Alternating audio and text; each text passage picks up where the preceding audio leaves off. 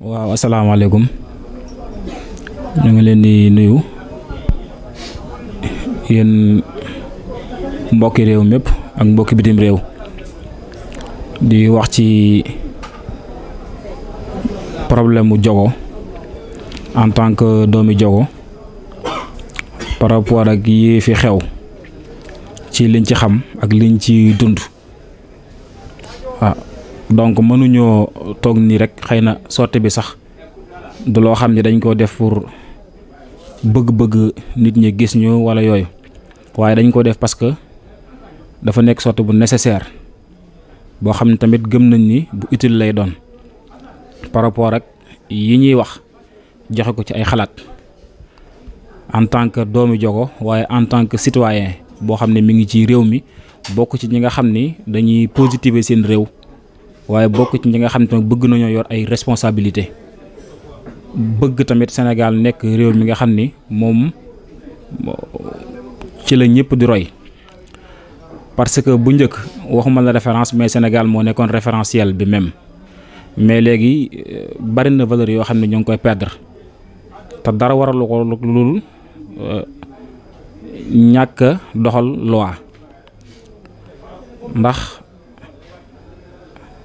li ma ko mën a expliquer bari na bon bu dee problème mu Diogo nag dinaa dugg ci ay points yoo xam ni duma ci sori waaye dinaa ci wax lu leer lu wér benn bi mooy dëkku Diogo instant bii nii métti na ci xolu koo xam ni am na lu mu xam par rapport ak ni réew doxee waaye tamit am na lu mu xam par rapport ak àq ak yelleefi doomu aadama ci boo analyser position bi nga xam ni moom la Diogo am ci économie réew mi waaye tamit métti na ci boo xoolee maltraitance yi nga xam ne day am ci biir par rapport ak usine bi digganteem ak usine ñu wax GCO Grande Côte Opération nga xam ne adduna bi yëpp xam nañ ko ñu gis ay dérives yu bari yoo xam ne ñoom dañ koy def ba noppi mel ni kilifay réew mi dañ cee dëgg seen tànk kenn déggu leen artu woon ci indiwuñ ci benn solution autorité compétente yëpp nag lañ ciy cité ñin ci xam gisuñu kenn koo xam ni def na ci benn jéego boo xam ni ndurul na waxuma la satisfaire mais ndurul na lu mën a satisfaire suñuy bëgg-bëgg wala yi ñuy xaar ci ñoom te defe naa population bi ci état lañ war a njëkk a compter te état nag génnul ñoom kilifa yooyu kon buñ demee ba saa bu ñu demee di joytu jëm ci ñoom liñ bëgg duñ ko am kon daanaka joytu gi mën naa ñàkk te ñàkk yaakaar day daal di dugg te réew moom bu amatul yaakaar wala population bi amatuñ yaakaar ñi leen jiite rek déjà lu bari mën naa yàqu ñaanuñu ko yàlla kon nañ defaat ab taxaw seetlu par rapport ak yi xew ci jamono ak par rapport ak doxalin bi des nag muy beneen point bi mooy tamit diggante état ak Diogo ci wàllu jàppale ku mu ko war a jàppale comme ni ñu koy defee Dakar ak feneen ni ñu nekk ay portion ci dëkk réew mi Diogo tamit na lu nekk portion ci réew mi mais dañoo gis ni dañ ko desal ginnaaw ci lu bari li mu njëkk wax daal ni 3 points yi bi ci njëkk mooy Diogo par rapport ak position bi mu am ci économie réew mi ak ban poids la ci am lan lay peser ci économie réew mi ku ne xam na ne Diogo pôle économique maraîcher la ci wàllu légume defe naa néew na ci Sénégal koy tudd Diogo du ko xam man nag fa laa dëkk li naa nettali ci làmb ñu borom la dàqi man mi fa dëkk defe naa bare na loo xam ni ñi ci biti nag duñ ma ko gën a xam lu fay am ci xeetu koom-koom bu fay juddoo te lépp di ñëwaat ci réew mi ci wàllu mbay mi am na ci ay image yoo xamante ne di ngeen ko gis yooyu yëpp Diogo lay amee ci ñaay bi defe naa bokk na ci zone yi nga xamante ne c'est que nekkul sax bi gën a rëy ci zone yoo xam ni moom mooy zone yi ñuy bayee légume parce que am na suuf boo xam ni suuf bu am doole la waaye nag am na ay nit ñoo xamante ne tamit nit ñu gëm seen bopp la, nit ñu nangoo liggéey la. Ndax am suuf bi rek te nit ñi nanguñu liggéey jëluñu dara. waaye tamit jogo ay nit ñoo fa nekk ñoo xam ne liggéey dong lañ xam. man bokk ci laa leen xam, man moom laa xam, ci lañ ñu yar. te entreprise yi bari na ci réew mi, waaye koom-koom boobu nga xam ne day waa jogo dañ koy am muy jóge ci mbay mi tax na daanaka doo ci dem ci benn entreprise gis fa benn demande travail boo xam ni dañ koy adressé jogo. pour lan? ndax ñoom peut-être am nañ ci loo xamante ni luñ jàpp la, ci kaw ñu bàyyi leen ak loola nag. bi ci njëkk mooy ñu bàyyi leen ak suuf si, loolu déjà defe naa wees na. parce que boo gisee Grande Côte bi yooyu yëpp ba ci am na ci foo xam ne sax nekkul ci Grande Côte bi usine bi occupé na ko, loolu kenn bàyyitu ko. te boo xoolee fu mu ci jaar suuf si boo gisee image ni mel da ngay xam ne lii les hors de question ñu naan dañ ciy bayaat wala dara. parce que ñoom sax ñoom ñi nga xam ne peut-être dañ ni am ay agronome lañ yor ak nangam am nañ jën doole ji sax dañu am problème ñoom sax pour defaat fa ay garab. parce que parce que boo xoolee hivernage bu nekk ci biir nawet bi dinañ indi agronome jël ay équipe fay leen 3 mois ñu def reboisement nangam, mais buñ fa jógee mu deewaat du jariñ dara. parce que lan suuf si moom moo dee. donc da ci am mbir moo xam ni kon il faut que nit ñi taxawaat ci xool bu baax a baax a baax. parce que nit ki tamit mënoo dikk fekk ko ci alalam confisqué ko ba noppi tamit bëgg koo bàyyi noonu rek ay loxo ak loxoy nen. parce que li ma wax confisqué état dina ko sañ ndax xam nañ ci réew mi ñu nekk, ndax it jogo ci réew mi la bokk. kon tamit revenu bu fa mën a jóge amal réew mi njariñ tamit ñoom mënuñu koo bañ. bu fekkee ci réew mi yëpp lay law mënuñu koo bañ. mooy comme entreprise yooyu noonu usine d'extraction minière yeeg yooyu di am ci réew mi yëpp amul jogo dong. kon ñun amuñu lenn luñ ci bañ, waaye nag na jaar ci yoon comme yi nga xam ni comme yoon bi mu war a jaar fii yëpp jaar nañ ko fa jaarale. parce que jogo ci Sénégal la bokk tamit également. li ma wax léegi daan ni doomu jogo daawoo dem ci benn entreprise fekk mu dugal fa demande di wut di liggéey wala dara. parce que lan ñoom mbay mi ñuy bay ñu ngi ci jëlee loo xam ne ñu ngi ciy suturlu di ci dimbalee di ci dundal seen yaakaar saa su ne. loolu nag ma ngi fay wàññeeku parce que benn suuf si danga koy suuf si usine bi lu ci bari occupé na ko ci. d'ailleurs am na foo xam ne sax def nañ fa ay genre barrières yooyu noonu utiliser woon ko sax. ay quelques forages la ñuy def ci biir des fois nangam jël domaine bopp occupé ko te defuñu fa dara te domaine la boo xam ne peut-être sax mën nañ cee bay. loolu déjà rek dafa metti. man mii wax ak yéen sama suufi maam moo ngi ci loo xam ne jël nañ ko à hauteur de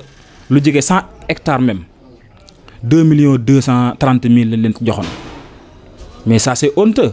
loolu dafa ruslu. bi ñuy def loolu ana suñuy kilifa yi réew. kon il faut que tamit ñu jéem a soutenir population bi xam ni kilifa yi tamit ñun lañ am parce que ñoom suñ doole lañ yor ñoo leen jox doole par suñuy voix voté. kon nag nañ xam ne ñoom doole jàmbur la ñuy xeexee. kon nañ ñu jàppale quand même. mais mel na ne seetaan gi ëpp na trop te jogo ku xam doo ko foye. parce que déjà man na maa joxe benn exemple benn saako supame comme niñ koy waxee ci français muy chou ñu ngeen ko gën a xamee olof di ko wax supame. benn saako bi rek déjà boo ko jëlee mu génn ci tool yi boo xoolee circuit bi muy am ñu bari dañ ci jariñu. parce que boo xoolee ci làkk olof wala ci zone des Niayes nu nu baaxoo waxee tey baana bi moom mooy jënd. borom tool bi moom mooy jaay. ñooy ñaari acteurs yi nga xam ne ñoom ñoo njëkk impliqué wu ci yëf yi loolu ku ne xam na ko. mais dafa am ku ñuy wax tamit jëgg ki nga xam ne moo yor fasam wala yooyu dem soli ji ko subi boo ko solee ci saako bi kooku dañ koy fay transport am kooku da ciy dund di ci dundale même. bu demee tamit moom sol la ci am waaye du dagg supame bi ki koy dagg nag ñooñ la ñuy wax ñi njoogaan si ñoom ci suñu làng buñ dikkee ñoom it dafa am luñ leen di jox ñu ciy dimbuliku di ci dimbalee. bu ñëwee ba ci marché bi ki nga xam ne tey moo koy wàcce ci saret bi yàpp ko ci oto bi kooku dañ koy fay ci saako ba mu wàcce ñu fay ko ci muy wax dokeer bi. kooku tamit kon jël gis na ci boppam. bu dikkee baana bi nekk ci dëkk bi soit mu jënd ko war koo transporter waat mu dem kooku tamit dina ci gis boppam. en même temps oto bi ko yeb dina ci gis boppam bu àggee Touba wala fu mu àgg Dakar wala fu mu dem ci réew ci biir réew mi ci Sénégal wala sax des fois mu dem ba Gambie ak feneen fu ne bagage jogo mu ngi fay àgg bu dikkee ñooñu bu ñu ëgg si tamit benn circuit boobu lay jëlaat bu oto bi jëlee transport am bu dikkee coxeur ba nekk foofu di ko jaay da ciy am wàllam bu dikkee tamit ka nga xam ne da koo jënd tamit def ko saam di jaay kooku da ci am wàllam kon benn saako su rek boo xoolee circuit bi muy def maanaam revenu yi ci mën a génn lépp jëm ci ay nit loolu kenn xamul lu mu toll te jogo la fi génn ay junniy saako la te li ma wax ci suuf moom laay wax ci carotte wax ko ci tomate ak yeneen yu ñu fay bay daanaka amul lenn lu ñuy bay ci réew mi ci légume lu ñu jël bay biir jogo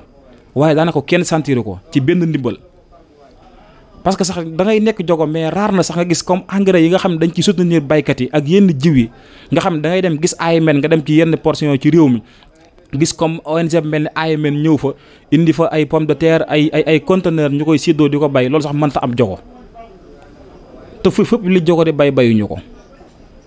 Quel est le problème alors wala réew mi kon dafa am ay ñu yeyoo jàppale ak ñoo xam ne yeyoowuñ jàppale defe naa état nit ñi buñ ko joxee seen doole pour mu défendre seeni intérêt moom moo tax mais nag jogo moom bokkul ci biir ñooñu ñu ne défendre seen intérêt moom génn na ci te nag dafa jot ñu dellu soot ko ci parce que tamit Sénégal warta foowee jogo ñun ñu fa dëkk xam nañ ni dëkk la boo xam dëkku yaakaar la des fois nit dina jóge ci dëkkam gàddu saak ñëw wàcc fa taxaw mais bu fa taxawee balaa 2 heures de temps dina dugg ci kër am ku ko jël li ñuy wax surga jël ko ci ay toolam muy roose di ci am bénéfice di yóbbu këram kon segam dëkk boo xam te ne ku soomee sax boo fa dikkee gis sa bopp boobu dëkk def naa dundal ko moo gën di ko rey te essence yi ci rey ko ci lañ jublu loolu li may wax ci pôle économie bi la fi may dikkaat na mooy ci wàllu usine bi foofu moom mooy li nga xam ne moom moo rey jogo usine bi te waroon koo dundal nag waroon koo dundal ci nan xëy na ñëw nañ main d'œuvre am na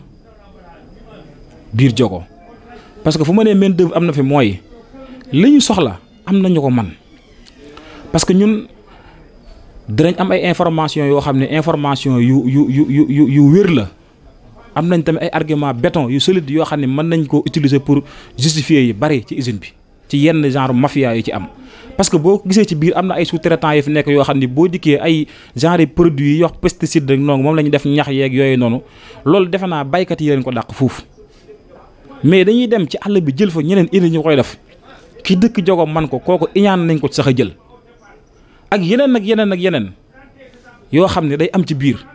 ñi nga xam ne dañoo dëkk jogo jàng ne ci fu mel ni laboratoire xam naa ci ñoo xamante ni tey jaar nañ université jaar nañ ci école de formation mais dañu gis ne ñoom à chaque fois duñ nekk chef d'équipe duñ superviser dara dañ leen di chefu rek te am nañ xam-xam bi di fi ñëwandoog ay nit ñoo xam ne ñooñu ëppul leen xam-xam mais maanaam bëgguñu ñu nekk ci cadre supérieur yi parce que am na lu ñuy def jogo loo xam ne peut-être bëgguñu ku nekk jogo am doole ci usine bi pour mën a taxaw jàmmaarloog loolu te loolu tegawul fenn nga ñëwaat ay salaire misérable yoo xam ne tey maanaam ay 80 000 c'est yes ñi ne ci waañ bi ay 80 000 loo xam ne yow normalement man mii nii sax su ma jëloon kenn nii xanaa à chaque fois di ko yónni muy deme ko ñëw bis bu ne ma joxal sama course rek loolu xanaa war na su ma amee doole ji war naa koo xeeb mais usine boo xam ne au niveau international dañ lay waxtaane ñëpp xam doole ji nga am nga salaire misérable yooyu nga mën koo yëkkati di ko fooy ay nit ñu teg ko fan. mais inspection du travail ñoom it lu ñu fi jariñ ba tey dafa am yoo xam ne ñoom waruñu koo seetaan yenn salaire misérable yooyu noonu am ci ñoo xamante ni tool yañ daan bay lañ jël léegi ñoom luñ dese amatuñ suuf usine bee fi des parce que moo jël seen suuf léegi dans ce cas kon war na leen a jox fu luñ jàpp parce que dédommagement yi baaxul peut-être parce que boobu benn ligue ñoo fi nekkoon benn secte boo xam dañ daan def leen neex rek préfet sous-préfet nangam ak nangam xam ni réew mi doxee di tiital nit ñi leen xëbal peut-être lan jàng bi newu fi ni mu fa war a nekkee wax leen loo xam ne amul def liñ bëgg a def mais jot nañu corriger ko loolu stade buñ jàll mais loolu mënta nekkaat jamono bii parce que Diogo am na élite te am na lu ñu xam kon état am na ci loo xamante ni nañ koy daw parce que ñun liñ gis mooy bañ nekkee Diogo léegi Diogo lu mu am wàcc ci tali bi moo ko may loolu nag bassesse la ci réew état war na koo daw bien avant que nit ñi wàcc war nañoo fexe di xam seen ay problème di ko jéem a solutionner mais pas à chaque fois ñu lay bàyyi ba nga wàcc tali bi ñu commence doog la recevoir doog a indi solution loolu dafa doon loo xam ne lu kenn xamul lu mu doon daal kenn xamul lu mu doon. ba pare usine bi tamit beneen bi ñu defaat mooy ñu ngi nekk Diogo xam nga réew mi xam nañ ni muy doxee tey boo dikkee zone de Diogo mooy la zone la plus impactée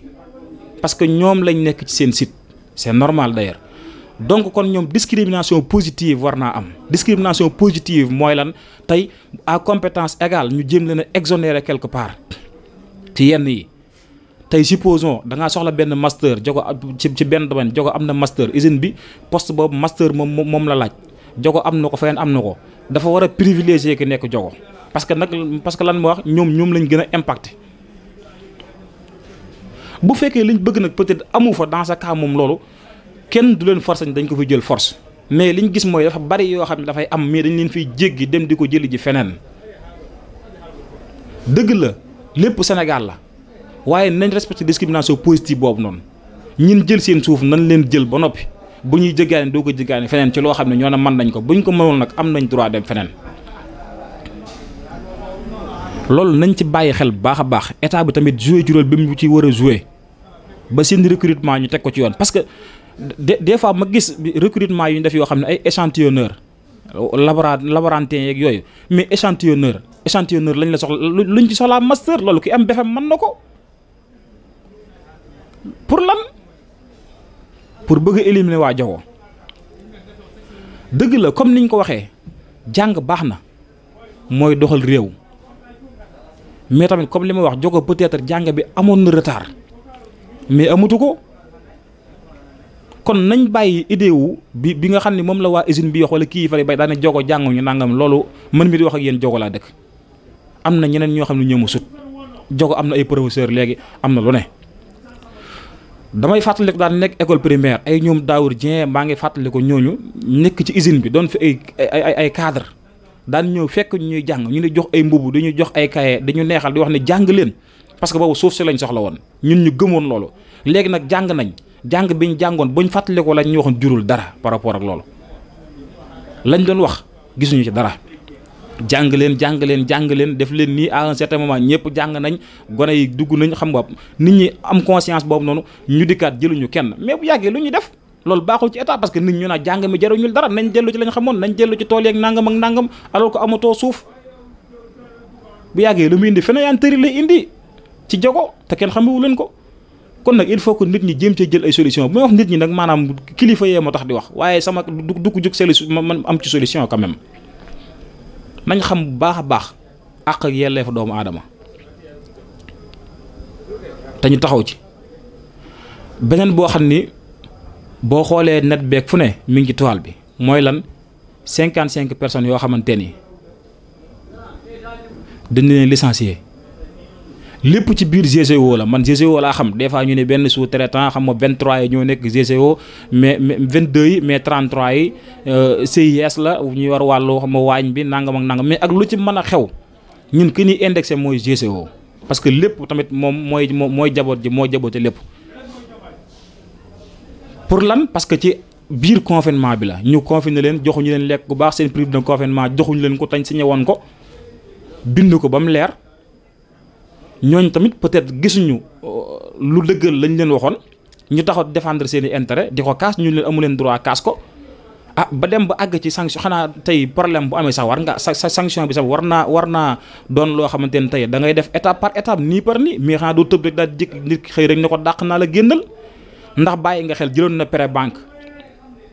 ndax bàyyi nga xel yoroon na ay bor yoo xam ne peut-être mi ngi bàyyi xel ci liggéeyam pour mën koo fay wala dara. loolu ñoom bañ pare dañu waroon jël ay psychologue indi ko parce que ay dof mën na cee am ak leneen nit mën na cee xaru imaginer ki demoon banque tey jël ci defax këram ak yooyu nga xëy dàq ko kooku nan lay def fu mu koy fay jee il faut qu'on soit conscient quand même. am na loo xamante ni boo koy xool da ngay xam ne le pays va mal te dara loolu kilifa yi ñàkk def seen rôle kon nañ ci taxaw ñooñu tamit ñu solution bi ci am mooy nañ leen delloowaat seeni place lu ñuy wax ñu doog ko wax. maa ngi dégg dinañ dem le cadre tribunal nangam yooyu yëpp procureur tamit moom peut-être kenn du ko jàngal liggéeyam mais na xam ne ñi muy àtte ñu war faa ñëw ñu sonn lañ ñi muy àtte ñu nekk ci dëgg lañ ñi muy àtte ñu ni néewal doole la ñi muy àtte ay mbokki sénégalais la mu bàyyi xel yooyu noonu xam fan la ci taxaw baax a baax du man maa koy jàngal waaye nag dénkaane yu may dolli par rapport ak loolu. fi muy tëjee ci état bi mooy état na gestuwaat Diogo jàppale ko bu baax a baax parce que bari na ci wàllu booy xool ci wàllu infrastructure yu fa war a am yoo xam ne ba léegi amu fa ci yu bari yoo xam ne ba léegi amu fa te loolu du waa Diogo ñooy jug di ko tabaxal seen bopp état moo ko war a def comme ni mu ko defee ci Sénégal gépp loolu da ko war a bàyyi xel te xam ko bu baax a baax parce que am na ci loo xam ne tamit neexul. ñun ci réew mi lañ bokk buñ ci bokkul wala ñu wax ñu ne bokku leen ci carrément parce que mënoo marché maire bi yebal ki ñëw jël juuti nit ñi fay marché bu nekk bagage boo yor di nga fay di ko def nangam impôt ñu koy fay ni ñu ko war a foyee mbooleem li ñuy teg waa réew mi ju leen koy teg ba pare waa réew mi li ñuy am duñ ko am loolu moom mënta nekk mënta wéy tegawul fenn kon nañ gestuwaat Diogo bu baax a baax ci bari mbay mi ñu doyal leen ci defar fa ay chambre froide parce que gis nañ ni bari na bagage yoo xam tamit dafay yàqu parce que Diogo li muy produire kenn xamul nu mu toll mais peut-être amuñu ay moyens tamit pour mën a conserver bagage yi kon nañ leen jàppale ci ay chambre froide am na bu ñu fi tàmbali ba léegi mënta àgg boobu tamit ñi nga xam ne ñoo peut-être projet bi ñoo ko yoroon nañ gëstu li ko téye wala ñu wax li ko téye bu fekkee ci ñoom la ñu wax ko bu dul ci ñoom ñu gëstu li ko téye parce que ba léegi dafa taxaw jëriñul dara tojoon ko sax a gën parce que ba mu fi nekk ak léegi benn édifice la bu fa taxaw rek waaye jëriñul dara ay at ak yeneen yoo xam ne dafay xew nga dikk ci courant bi déjà problème am dëkk bu toll ne Diogo ñu jox ko beneen sous-traitant jox ko ASER ba tey problème la pour courant bi mën a dem ci Senelec des fois ñu naan la maire mi ngi ci dox diw mi ngi ci dox mi ngi def nii bari na yoo xamante ne daal booy seet da ngay xam ne day mujj ñi waa Diogo ci boobu ngay xam ne ñi dañ leen a yàpp maanaam état tegu leen fenn ñun nag loolu en tant que des jeunes pare nañ taxaw nañ lu mu laaj dinañ ko def pour loolu maanaam ñu corriger ko ci nu mu gën a gaawee itam étudiants yi tamit usine bi am na ay kàddu yum tënkoon ak moom jaaree ci ay kilifaam ci ñin xam ku ci mel ni Daawur parce que daje na réunion ci sous-préfet parce que Diogo instant bi am na ay étudiants yi bari comme li ma doon wax ñun jàngi leen gars yi góorgóorlu lañ def na lañ war a def ba instant bi Diogo li fi na étudiant kenn mënu koo compter man maa ngi UCAD am nañ fi amical bi siège bi ngi nekk 75H am ay accords yoo xam ne doon nañ ci waxtaan ak ñoom ba léegi gisaguñ ci dara man mii Daawur recevoir na moom maag sama moroom ñu dem centre VFS global bi fekk ko fa Dakar immeuble Akariam bañ fa demee tamit lañ fa tënkoon ci wàllu protocole pour lan parce que lépp ci discrimination positive bi da ngay dikk Dakar nga impôt nga déposé pour bëgg a def stage par rapport ak formation bi nga doon def ku dëkk Dakar déposé ñu jël ko dëkk Dakar pour lan discrimination positive parce que moom moo fi dëkk peut-être léegi nag ñun loolu fi ñu ko mën a amee mooy ci suñu dëkk yàlla dimbali am nañ fi entreprise bu am doole usine bi fu nekk ñu ne ko léegi nañ def benn partenariat ci wàllu stage yi nga xam ñun dañuy bind benn base de données boo xam ne étudiants yi lañ ciy def ku ci nekk ak domaine bi nga nekk bu fekkente ne tam am ngeen yooyu kii à chaque fois ñoom bu ngeen soxlaa ñu ñëw def fi stage loolu du leen yàqal dara bañ jubboo ci mais ba léegi mënaguñ koo signé protocole boobu noonu te bind nañ ko ba lépp pare mënaguñ koo signé ñaanal tey suba te loolu sous-préfet waxoon na ci bureau am ci kanamu ay chef de village ak ay kilifa yi baree bari Daawur toog ñun ñëpp ñu wax ba tënk ci loolu ba tey dara ba ñu waxatee sous-préfet dinaa ko dugalal sama bopp la ñu wax mais ana lan mooy autorité en tant que autorité nga taxaw ay nit wax ba tënk sa kanam dem ba ci yàgg nga naan lañu am benn camp boo xam ne la mu waxoon defa dara ngay taxawaat naan dinaa ko dugalal sama bopp li nga war a def kay bu fekkente ne yow yaa nekkoon témoin bi woote réunion nga ni kay defal li nga war a def ñii def nañ li ñu war a def lii problème lépp joxal xam naa ne neexut a waxtaane waaye dinañ ñëwaat ci yeneen ay vidéo ak yeneen thèmes yoo xam ni dinañ ci leeral lu bari incha allah ñu ngi sant ñëpp di gërëm ñëpp wasalaamaaleykum wa rahmatullah